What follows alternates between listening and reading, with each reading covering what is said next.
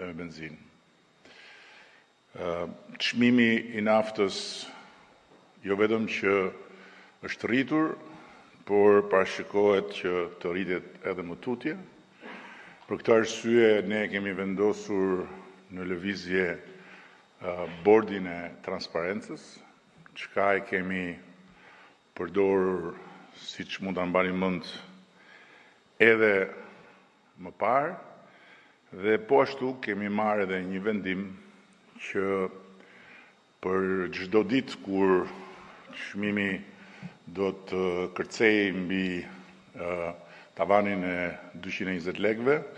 do të ketë menjëherë një ulje me 20% të akcizës së naftës. Deri tani nuk shikojmë impakt në të tjera çmime, por fatmirësisht jemi në kushtet kur kemi një borxh dhe një deficit jo vetëm në kontroll, por edhe goxha të ulët, që na mundson pikërisht që në momente të tilla të kemi edhe një hapësirë në dispozicion për të mos lënë vetëm askënd, duke pasur parasysh në radhë parë ata që janë më në nevojë. Dhe në ndërkohë, për të adresuar edhe një herë çdo diskutim legjitim edhe çdo propozim që vjen nga rrugë të ndryshme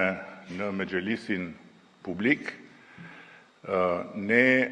këtu në këtë fazë që nuk e di askush sa do zgjas, në radhë parë kemi në vëmendje pensionistët dhe nuk do të bëjmë asgjë që nuk do të shkojë për të siguruar ata për spaj. Këtu do ta dinë që të gjithë, sepse në fund të ditës, nëse çmimet impaktohen, pensionistët janë ata që e vuajnë më shumë se sa të tjerët impaktin mbi çmimet. Nga ana tjetër, kemi deklaruar më parë dhe tani jemi në një fazë të avancuar të formësimit të një entiteti shtetëror I cili do të ndërhyjë në tregun e naftës, një entitet shtetëror që do të krijohet së shpejti, është duke u punuar për këtë dhe që do të marrë përsipër një veprimtari që do të shkojë nga garantimi I rezervës shtetërore tek monitorimi I vazhdueshëm I tregut dhe patjetër edhe tek sigurimi I furnizimit për të mos lejuar asnjë spekulim me çmimet. Në ndërkohë që jemi në fund të një procesi që do të materializohet, besojmë, në muajt, 1 apo 2 muajt në vijim, për të futur 2 komponentë të ri në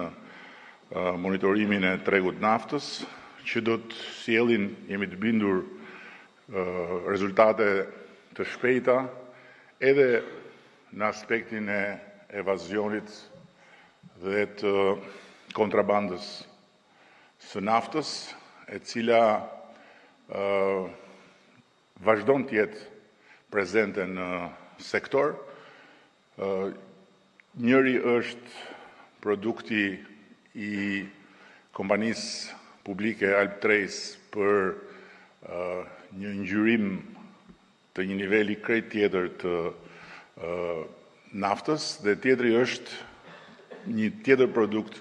I kompanisë Alp Trace për ndjekjen në kohë reale